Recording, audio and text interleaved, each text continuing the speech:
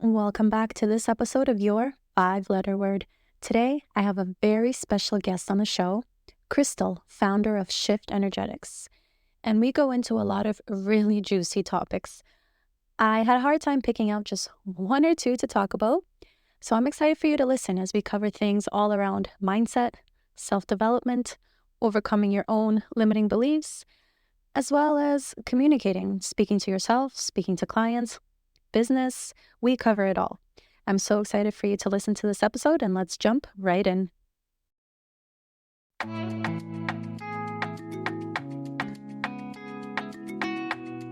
Welcome to Your Five-Letter Word. I'm your host, Christina, and in each episode, we explore how intentional communication and a strong mindset can transform your business, your relationships, and your personal growth. Whether we're covering communication strategies or sharing tips to shift your mindset, this podcast will help you learn to create more meaningful conversations in your life so that you can deepen your relationships and grow your business. So sit back, relax, and soak in the insights as we dive into today's conversation. Thank you so much for being here. I'm so excited to have you. Could you tell us a little bit more about who you are, what you do? I'm a former access consciousness facilitator turned coach. I am in the process of choosing whether or not I'm a full-on business coach or if I'm really facilitating people to create lives that they love. So watch this space. But I've been facilitating consciousness for a long time, and I really empower people to know that they know, to create a life and a business that they love, and to thrive. Nice. I love that. What does authenticity mean to you? Oh, I have a few takes on it. One, I think it's a little bit overused right now, and I don't know if we really know what we're saying when we say authentic anymore. To me, it's being me. And that's so broad, but that's because I'm broad. That's like I can run every single spectrum and gamut and thing, but if I am not being me, that's when everything in my world gets crunched up. So I guess simply put, authenticity to me is being myself. I think a lot of us try to go define ourselves so that we can be ourselves, so that we can find ourselves, so that we can do ourselves instead of just allowing ourselves to be. And that's really kind of been my journey over the last 10 years. But you asked another question that I can't remember now. Yeah. What's your journey been like finding yourself and really finding what it means to be you? Because I like how you said it. We all look for definitions and labels and like boxes to put ourselves in, and then that almost defeats the purpose. It completely defeats the purpose, but we're not trying to do that. I think we're just trying to find some sort of solid ground to stand on. I've been a seeker my whole life, for sure. I'm going to be 50 next year. But the last 10 years of my life, I really went after consciousness, and I didn't know what that was when I found it. I was just trying to be happy, and I wanted to have good relationships. Those were my two asks. And at the time, I was really, really emotionally volatile and just very depressed, anxious, suicidal, freaked out about life, overthinking everything. And so I was looking for a little emotional stability. I found Access Consciousness Bars, which is this body process that just totally defrags your hard drive. Like, you either feel like you had a great day in the spa or your life changes. And my life changed. And then I found out I could practice this stuff. So I got certified. And I spent the next 10 years just traveling the world and doing videos and facilitating and creating change with myself and other people. And the reason my business was so successful is I was seeing so much change. So I was getting a lot of access to me. And I was one of those people that grew up, I was a little snowflake perfectionist that just wanted everybody to be happy. So, absorbed everything and tried to fix everything. And I called myself the peacemaker in my siblings. So I just had a lot of stuff to where I wasn't being myself, where I was trying to be the cool kid or the smart kid or the perfect kid or anything but me. And basically my underlying point of view underneath all of that is if people really saw me, one, they wouldn't like me. Two, they'd be shocked. Three, they'd find out whatever kind of person I thought I was. And so I spent a lot of years trying to be what I thought would create something good. And turns out people choose what they choose, and it had nothing to do with me, really. And I could just be myself. But yeah, the last 10 years have just been like an unlocking of that. How can I be more me? How can I have more of my voice, be more of the energy that I am, not stop myself when I'm worrying that I'm being too much, just allow myself to be me in whatever space and energy that I am. So it's been a big journey, actually, especially the last 10 years. Yeah, you said some really good things in there. Starting with the idea of, I feel like many of us go down this journey thinking we're looking for one thing, and usually it's something small, intangible in a sense. And then we go down all these other ways that we never expected. Um, but also to your point of growing up and putting yourself into all these boxes and labels and thinking it's through the external validation and through other people's perceptions of if how we're putting ourselves in these boxes is valid or not. And then that gives us our sense of self. So I definitely identify with that. I had a moment when I was in grade 5. So what is that, like 10, 11? Where a teacher came up to me spontaneously and was like, "Hey, you look like you can run. We're short someone on the track team. Do you want to do the 1600-meter race?" And I was like, "Sure." And I went home to my dad and I was like, "I'm doing this. Like, what am I doing?" He's like, "Oh, you're going to go and you're going to sprint 4 laps around the track." Cool. And No point in meeting a sibling. Like, you say, what is this? yeah, I was like, all right. At that point I had a semi-identity as an athlete. So I was like, all right, cool. I'll train for this. But it was in that moment that everyone else is like, oh, okay, Christina's a runner. And then the rest of middle school, high school, everyone was like, Christina's a runner. Yes, I'm a runner. So there's a lot to that relationship. Totally. Yeah, my mom did that for me in regards to, she would always say what a hard worker I was. You're such a hard worker. And I got so much praise for that. I didn't even know till years later. And I'm still unraveling that in my life. I got so much positive. The way I would talk about it with access consciousness stuff is I got so much positive judgment for it, meaning it wasn't, I think we assume that judgment is negative, but you can have positive judgment, which actually sticks you harder because you're like, but I like this validation for this thing that's killing me. And so I would always go after working hard instead of working easy because you don't get praised for working easy, I feel like I'm a little bit right now. Positive judgment. Yeah, no. Same thing for me. It's I would get, I don't want to say paid, but for every A that I would get in my report card, Yes, here's $100. Completely driven by, I want that money. I think so. Totally. Yeah, no, that's definitely a good mindset shift, even for me. Yeah. So thank you for that.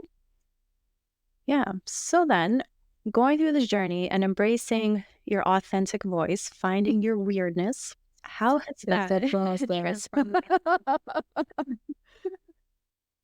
Yeah. But what's the shift you've seen in your own, let's say, approach to business and the results you're getting in business, just embracing that, weirdness, as you call it? Well, I would say it's a process. So I think I have to answer this sort of circularly because, when business is a great facilitator of self. As soon as you start a business and you have an idea and you're like, this is going to be a good idea, and you get out in the marketplace and you start creating content and putting stuff out there, you all of a sudden learn it's not just about having a good idea. It is about all these other things, and it brings up all your stuff, especially if you don't get immediately the validation that you were expecting, because we're all, I think, at the base of us, these creative genius kids that really are just walking into the kitchen going, look what I made, look what I did, and it's easier when as a kid you have parents that go, oh my God, that's the best thing I ever saw in my life and I'm putting it on the fridge. And I know not all of us had parents like that, but essentially that's what we are at our base, is we're creative kids. So anyway, we're adults and we're like, I have this great idea, I'm gonna make this thing and we'll put it in the world and then it's gonna do this thing, and then it doesn't do the thing. And so a lot of us then and we're all adults now and we're smart and we got brains and things, and we okay, we have a problem, we're going to get a solution. So we go into all these different pathways. And the reason I say all that is that I'm not immune, and so at my base, I want to empower other people to know what they know and trust themselves and create their life. But to create that into a business is a process. And so I have had to really teach myself over the 10 years that I've did the first iteration and now in the second iteration, a level of patience and allowance for me instead of getting frustrated with me. That is a part of being authentic. It's like, I am being authentically me, and it doesn't mean it's going to happen overnight. And so I can't get frustrated with being me, thinking that if I'm being me, this should work, and it should work faster, which I think is what we do. You know, like, I must be being something that's not correct, that this should speed this up. So it's a process, right? It's a process of putting yourself out there and letting it do nothing, and continuing to put yourself out there with persistency is what I call it, instead of consistency, and not going into doubt or second guessing yourself that maybe you're not being yourself, or maybe you're being something that's turning people off around things not flying as quickly as you wish they would. To me, that's more the muscle that has to be. One is just being willing to put yourself out there, and you do a lot of coaching around this, right? Your voice and speaking and everything, that's huge. But then once you do it and you still get crickets for a while, then, you know, you have to also learn that this is not about you, actually. This is about persistency, continuing to show up, and being willing to continue to expose yourself even when you're not getting the feedback that you wish you had. And so it's a process. So what I'm discovering is that it's a process, and that it does work if you don't give up, and to just, it's like to really trust myself and trust when something needs to slightly pivot, or when I need to slightly adjust my strategy, or when I need to slightly adjust, you know, some facet of the business building process that doesn't have anything to do with who I am. And that's, to me, is the separation we need to make in business. Is like, there's who you are and you're the gift. And then there's how you package it, and the strategies and the workflows and the things that build the business side of allowing people to pay you for who you are. And if we merge those two things together, I think we get a little trapped. But if we can recognize there's skill building and there's being, and they aren't the same universe, they're just complementary universes that help this thing called business come into the world. So that's my long-winded answer to how's it going. It's going, and I'm in it, and, you know. Yeah, no. I think genuinely you hit the nail on the head there, because right now, all the talk around manifestation and get into aligned action, and all the talk around, you know, you have to be authentic, and when you are yourself, you're in alignment and everything will flow. Yeah, and there's so much advice like that out there that I absolutely love the way you said it. Who you are and who you are in your business is separate from how you're running your business. And if you have the wrong marketing, the wrong copy, as I'm learning, the wrong copy on your website, the wrong strategies, like, you could still be fantastic. People just don't see it. Yeah.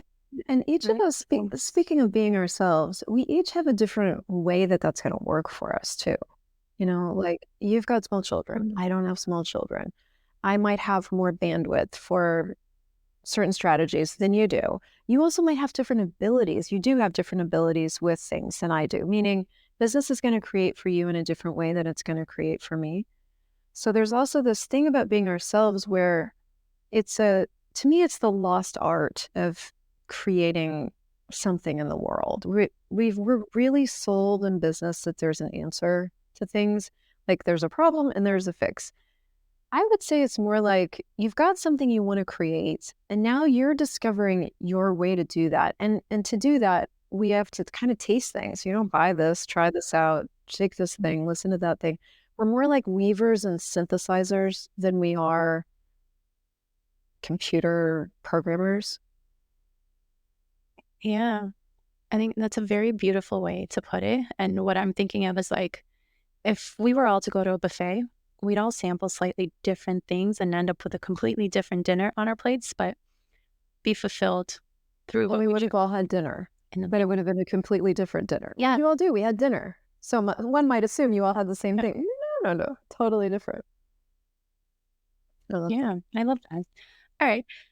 If you don't mind me asking then, walk me through a little bit more. Tell me more about how you help your clients go through this process. Because from my perspective, it's like such a fundamental thing to understand about yourself and really, on the one hand, separate yourself from your business. And then on the other hand, like you said it so beautifully, merge the two in a way that works for you. And you're like, well, it's not a linear process. It's essentially like, who do I have in front of me and what are they, we start with the struggle, right? Like, what are you really struggling with? What's really sticking you?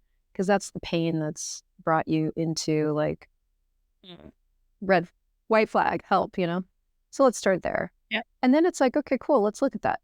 And so I usually start with asking people like, what are you aware of? Because usually we are aware of something right in the back, something, but we either need someone to bounce it off of, or we need someone to ask us or to remind us that we're aware, or we just need that outlet, the person who can actually receive what we're aware of to know it. So I'll usually start there. And then we just kind of look at things. Well, what's really working? What's really not? At the point where something's bugging us, that's usually us aware of something, not a problem. And I really like to distinguish those two things. We don't have problems really. You only have a problem when you invent something into a problem. Otherwise, it's just something that's occurring. It's like, I'm doing this thing and this other thing, and this thing is either not or is occurring. Okay, let's look at the thing. What is the thing? So we start with that. Like, what is it? What can we do with it? Can we? And so we'll ping ideas. I do a whole range of things from like brainstorming with people to clearing energetic blocks if we need to do that, because sometimes that's happening. Sometimes you're out in the field and you're just screwed up by beliefs you've got, and it becomes obvious in our conversation. We'll do some of that. And other times it's just really asking you questions, well, what are you aware of? What do you know? What are you sensing? What's working? What's not working? And a lot of times clarity emerges just from being willing to get present with everything. And then having a thought partner, going, okay, cool, I've been in there. Let's look at this. Is it? And so you'll ping ideas and see, is it this? Is it that? Have you tried? And something will then fly. Something will pop and energetically kind of take off. And then that person is unstuck and, able to go the next distance. So it's a really organic process. I love that. I love that. Especially the way that you articulated it at the beginning, where really looking at your problem as just a neutral, objective thing that's happening. Like, that's so liberating, even for me. It's like, I find that many people, especially people I tend to work with, I don't want to say overachievers. I would say that. More that mindset. Yeah. So then when you have problems piling on problems, piling on problems, piling on. You can't even handle it. It's like, what? And so I was like, let's fire ourselves as problem solvers and become weavers instead. Let's look at this from an artist perspective where like maybe there's strokes on the canvas that you're like, oh, not really. Cool, let's paint over it. Screw it. We'll start fresh. And, Yeah, no, I find it's a great way to really be someone who can connect the dots for someone and give them the permission slip that they're waiting for to do the thing that they know that they should do. And then there are these other times, because we use the word should, where we've decided we should do something, and so look at that too. Because a lot of times the stuff we've decided we should do that we're not doing isn't stuff we need to do. So it's another reverse thing where it's like, I know I should. Should is not a choice. Should is an expectation. And expectations lead to three things only: judgment of you, separation from you, and rejection of you. So I always look at shoulds and I'm go, should you though? Or something else? I love it. You're like a live action in the reverse card. Yeah. Awesome. Okay, cool. So then working through some of the limiting beliefs that come up for people. I love this topic.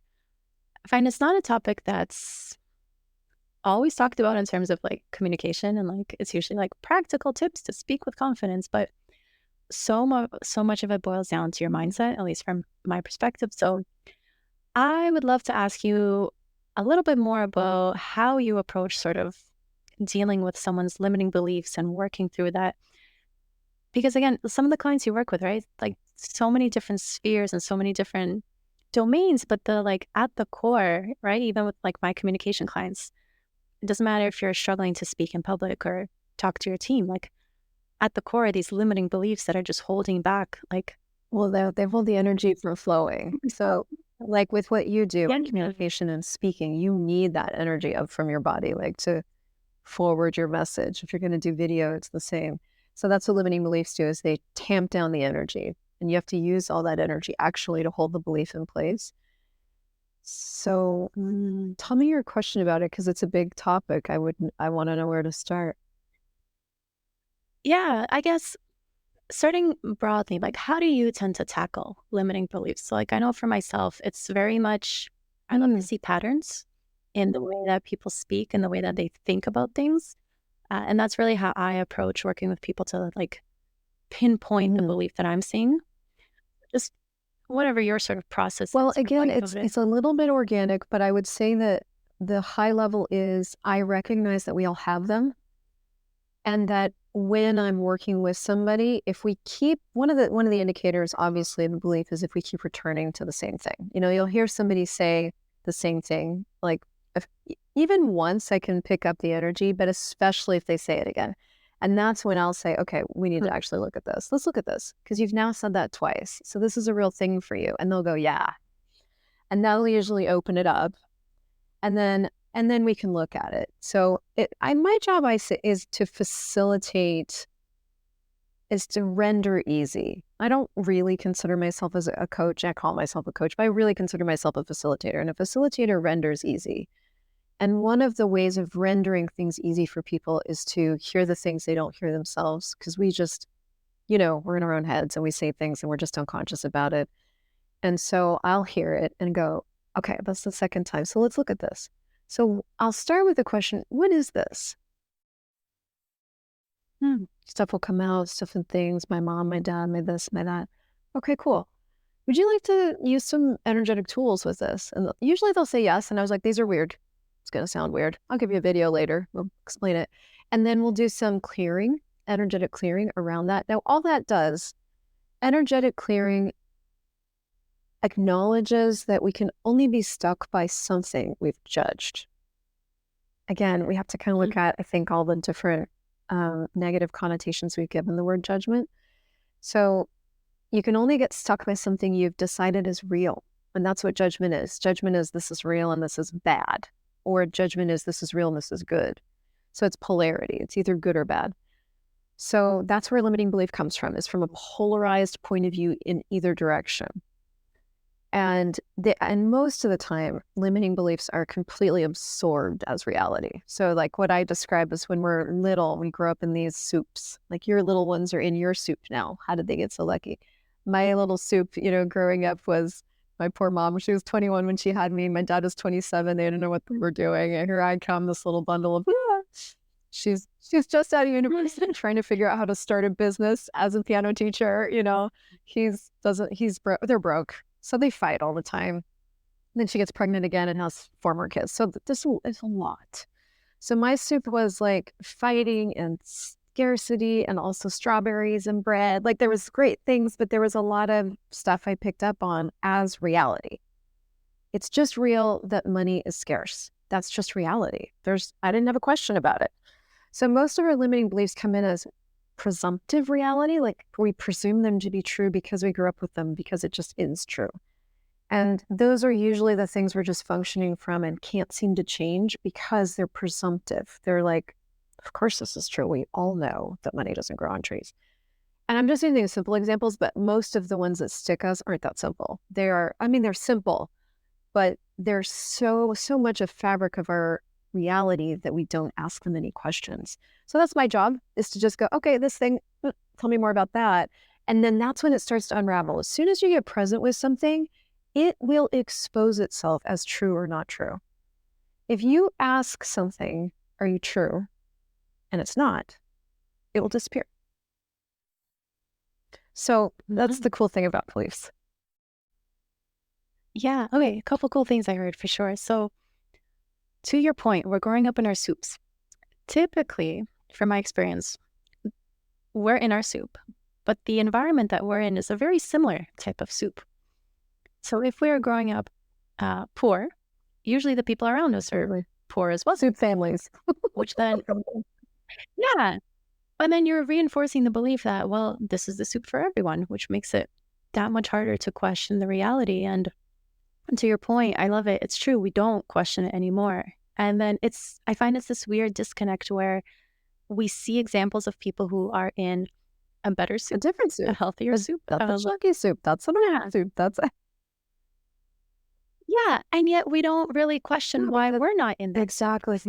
Because what we've understood is that our soup is reality. And that's really the work that I do with people, is like I loosen what you've assumed is reality. I facilitate the loosening of what you've decided is reality. And so that you can create your own reality, because that's what's really possible. But I didn't go to that school, so, I've had to teach myself.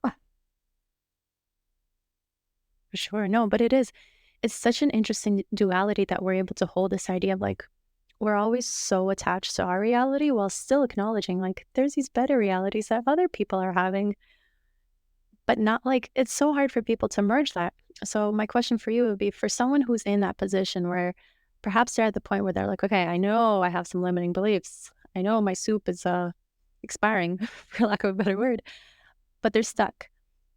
What would you recommend for someone who's in that position and how to really work through something on their own? Well, first, I would encourage you that you don't have to do it on your own, because it can be challenging, but I'll give you a little self-process. You can only be, so the first thing you want to discover is like, what's sticking me? You want to ask yourself a question, what's sticking me? Where am I stuck? Not where, don't ask where, that'll be confusing. Just ask what is sticking me. If you ask that a few times and you just stay present with it, you can even journal that if you want to, if you're on your own. You're going to find out what's sticking you. And so right at the bottom of that journal exercise or whatever exploration you do is going to be the thing. And it could be so many different things. I hate my job. I don't want to be in this relationship anymore. I want to build a business, but it's not working, or I wish I had my voice. I mean, it just could be 82 million things. What's sticking me? So then once you have what's sticking you, the second question is like, well, what do I want to create? Essentially, what do I want? So I know I'm stuck, but what is it that I'm looking at that I think is better than this? What do I want to create? What do I want to have? And those two questions alone could be a bit of a process, because you might not have really asked yourself that. And the reason I start there instead of what are your limiting beliefs is because if you don't know what you want to create, it doesn't really matter what your beliefs are. Your beliefs are going to get exposed in the process of creating what you want to create. You think you want to create a business? I say do it.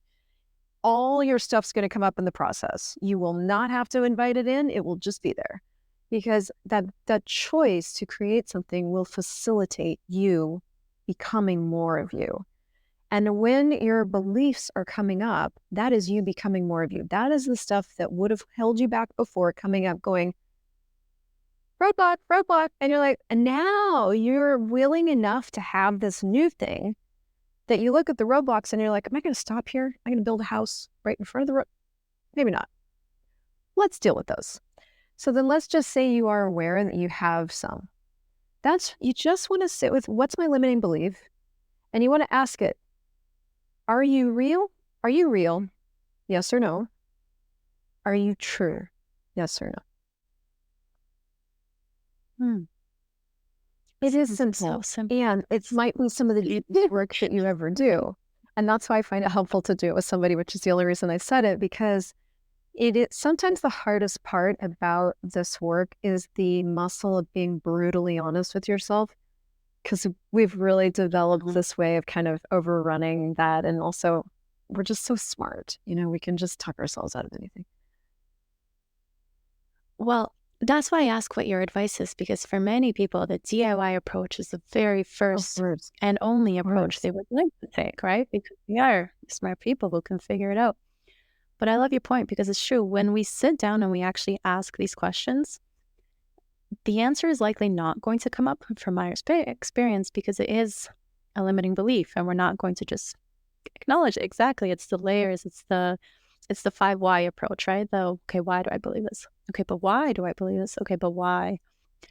And so from my experience, I find there's quite a lot of resistance to that initial self-discovery and opening it up, and really, it's quite a process. And I find it. I'm just excited. Yeah.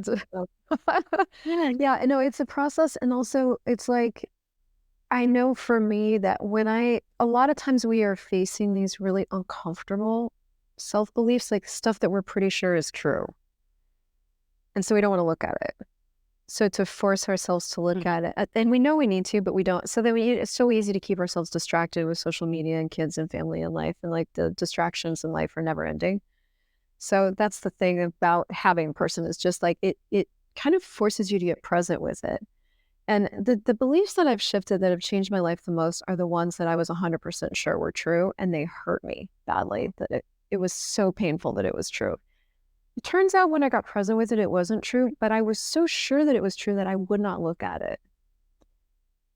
And so, there's just been a lot of that over the last 10 years. So if that's you, if you're in a process and you want to self-do it, do it, because there's a lot you can get to. But if you know there's something you can't get to, don't be afraid to reach out, because there are people that can get present with you and not judge with something that you're sure is true. It won't be.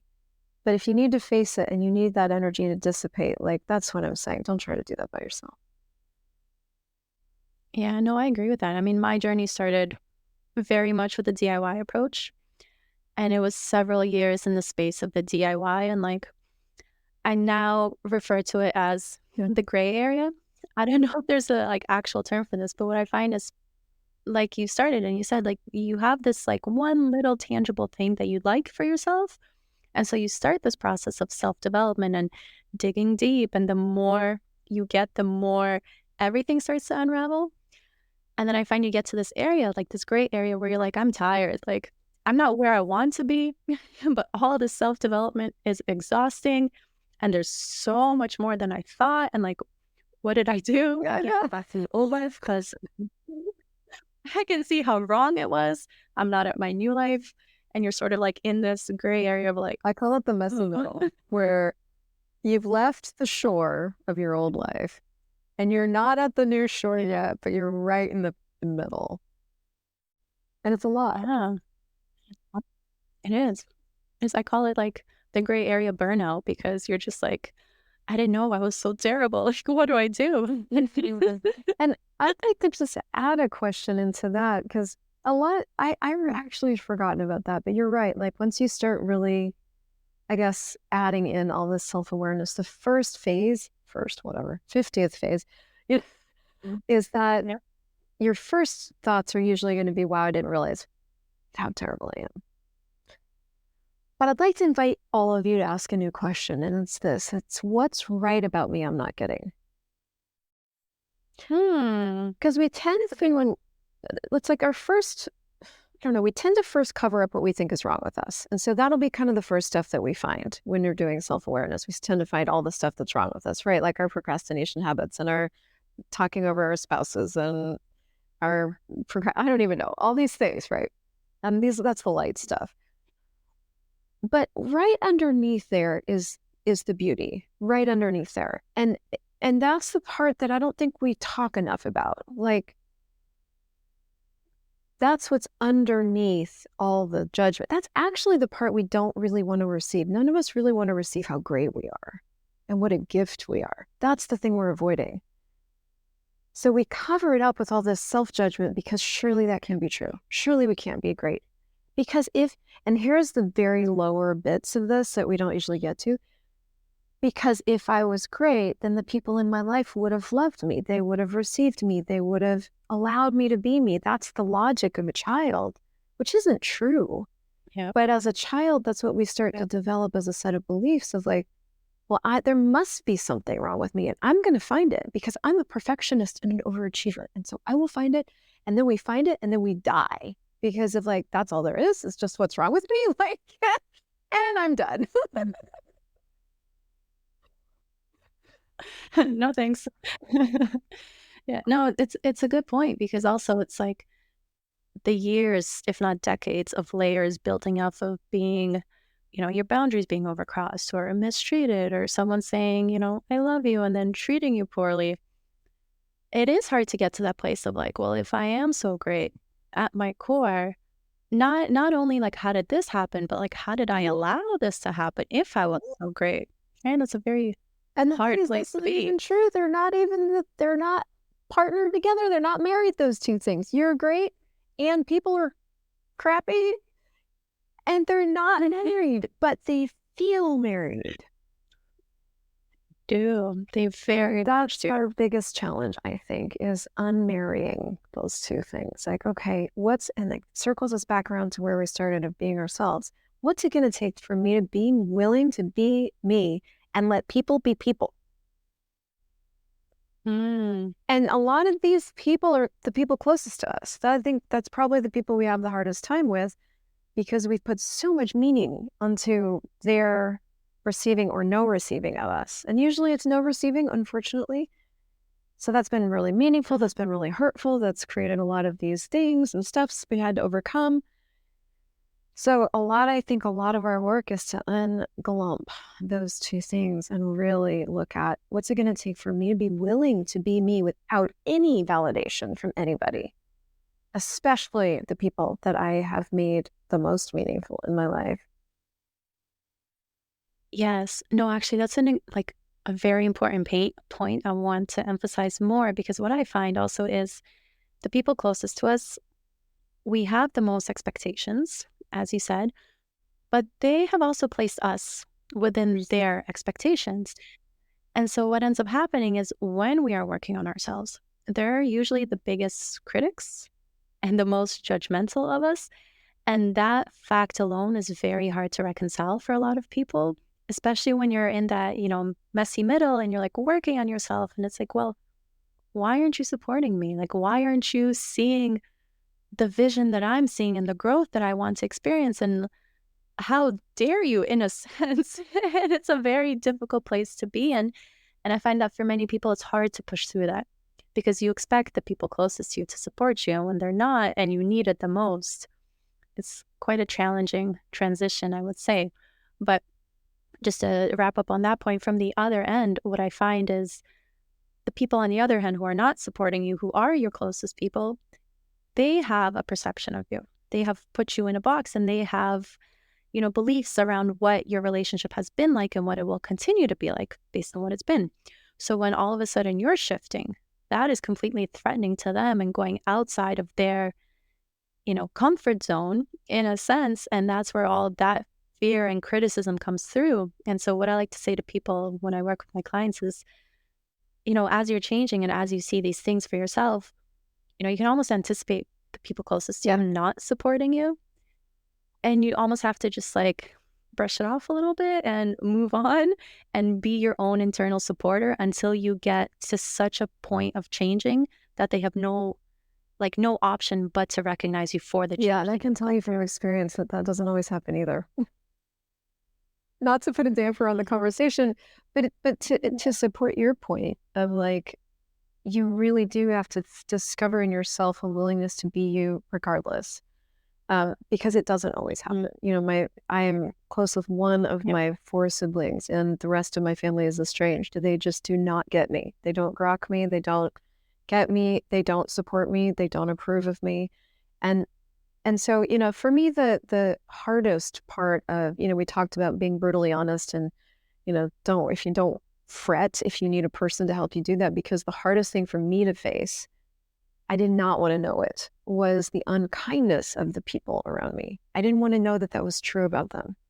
I really wanted to believe that I was the one with the problem so that I never had to face what was true about other people. So that was harder than probably anything else. So that's another reason we layer self-judgment and beliefs on top of ourselves, is so that we don't have to face what's really true. Because what's really true sometimes isn't that pretty. So it's just a part of the process. And I'm not sure how we segue out of that now that I've said it. Yeah, it's true. But it's it's to your earlier point, right? As you're sitting there doing the journal work, you need to find something to motivate you towards the change, right? Something that's so much bigger than what you're even willing to let yourself believe at the moment, that it propels you through the messy middle and all the discomfort that comes. I don't know. It's a hard place to be, for sure, because it's motivating on the one hand to have this big vision, but hard all on its own. And you know what I have to look at? Maybe this will help you too. It helps me. I read a little thing in a book somewhere that's not helpful, but it was about I think it was from Gary Douglas. I studied him for a long time, where he was changing his life. He had been a real estate agent for a long time, making six figures, and then I think the market dropped out, and he got to this point in his life where he was around my age, and he was like, okay, well, I've done it all. I think at that point he'd been married twice. He'd had 5 businesses and done everything. What else is possible? And one of the questions, he asked himself a few key questions, but one of them was, what would be rewarding for me? And that word has always stuck with me, because when you are really leaving the shore of your old reality and moving towards the shores of your new reality, or you're forming your reality, which really is more of a spacious thing than a water thing.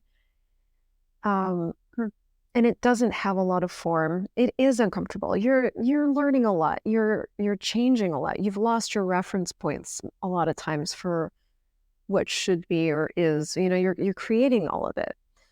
And so the rewarding part has really kind of been a North Star for me, because it might not be easy in the moment, and it might not be incredibly fun in the moment all the time, because you are starting to face being honest with yourself and, learning new stuff and being awkward and all those things. But it might be the only way you can choose to live. Because when I look at, I was talking to my brother the other day, and he said, and we're probably the most similar, but he said, but you have an insane ability and tolerance for risk. I thought, you're right. I can kind of leap off cliffs. And I keep doing it. And this year, at 49, and I only bring up my age because it seems relevant to some people, and I do feel different, but I still have this, there's really only one way for me to live. I can't go backward or try to do normal living like I see other people do. There's only really one way for you as you to live. And so if you look at, would I choose anything else, or is this really rewarding to me? You start to gift yourself the genius of what you're choosing rather than the grayness of what you're choosing. Yeah. Yeah. And the permission slip that we all need to really muddle through. Awesome. Okay. Well, yeah. Okay. So you developed Shift. Could you give us a high level overview of Shift? So I was just trying to look at, how do I put words to an energetic method that doesn't really have words? And when I came up with the title Money Shift, which is going to change this week, I got a little more clarity. And this is the art of business. You form something, you get awareness, you go into it, and you iterate. So I'm definitely in the formative, stormative, iterative phase. But what remains the same is the way that I work. So Shift is to study your true operating style. So you really want to start really noticing how you function, not as something that's wrong with you, but as something that's right about you. I'm going to pause you there. I absolutely love that, because as someone who considers themselves to be a high achiever and having gone through graduate school, having 2 kids and running a business and all these things, productivity is something that you dig into, and everyone has a lot of similar advice that doesn't work for everyone. And so what I found for myself, what really, really changed the game, was understanding that I am different in the way that I work. So one thing I started doing is really tracking my natural energy levels. Right? So for myself, I get up, I have to get the kids ready, drop them off. It's a whole whirlwind is just how I think of it. And then I need to sit down and have a cup of coffee and really mellow out before I can work for, a period of 2 hours, and then I crash. And so just understanding that, I used to feel a lot of guilt around well, this is not the way to be productive. I will not be successful. Other people are working 9 to 8 and right? So giving myself the freedom and the permission to do that alone, just those little tweaks change the way that I'm approaching work. But then the other thing that I realize is for anyone who's into human design, so I'm a reflector, and I'm very much ooh, all over the place. And so schedules are really hard for me, because even if I plan to do something, my mood will change, and I'll be I don't feel inspired to do that thing anymore. I want to do this other thing. And so forcing myself to work and go through these periods just burnt me out for a very long time. And so, yeah, to your point, like really understanding how I operate, it just gave me so much freedom and like that permission slip. It just really gave me that permission slip to I function love how I that you like to. discovered that on your own. That's what I would call an incredible amount of allowance for yourself, and that's really what this uh, pillar of the method does. Is it starts to generate in your own world allowance for you. And allowance is different than acceptance. We've really been taught that acceptance, that you have to accept yourself, which is kind of thuddy. It's kind of like it's got a negative connotation that I just have to accept this about me. But allowance is where everything's just interesting. I'm just an interesting creature, and instead of judging me, I'm going to observe me.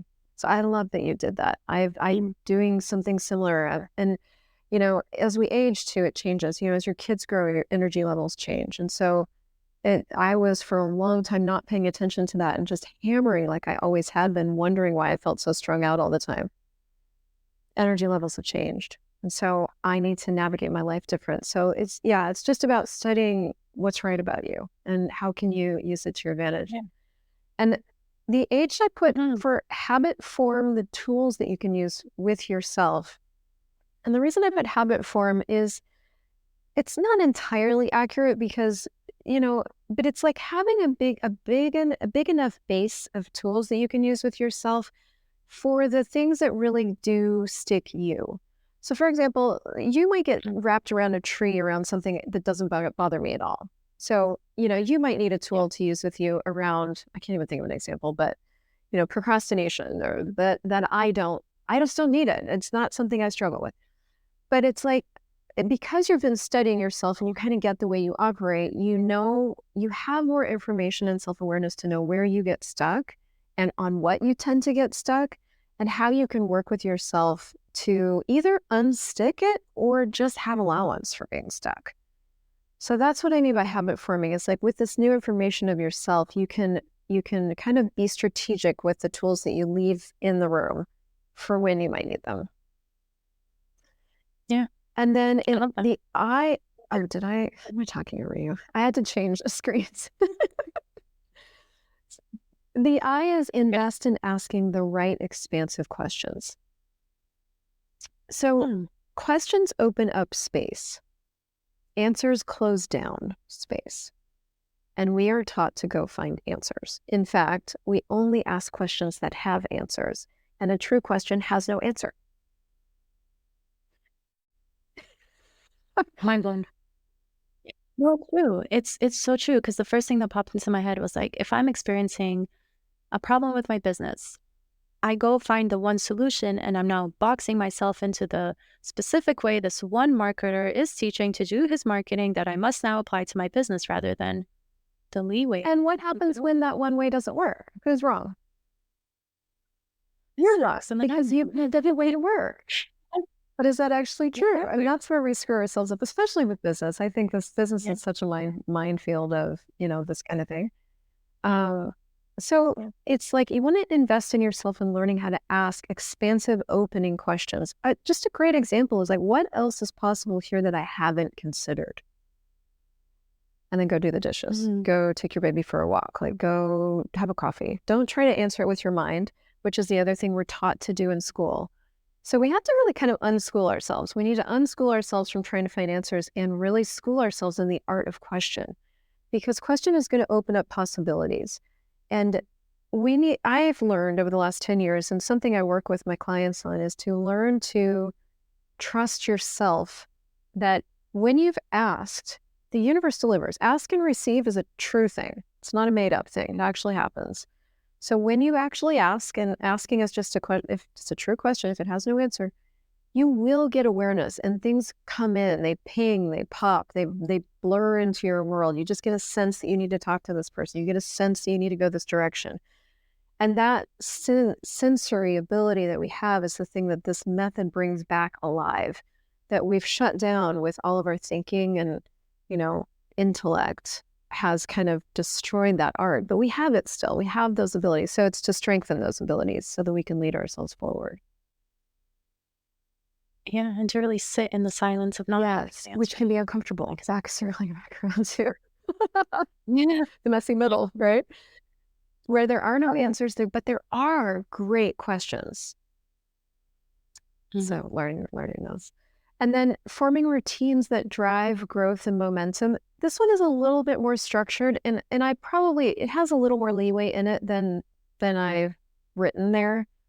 But to form, you're creating your reality. And most of us are also creating a thing. Most of us are creating a business. Or if we're not creating a business, we're creating a career path, or we're creating a relationship, we're creating a family, we're creating something.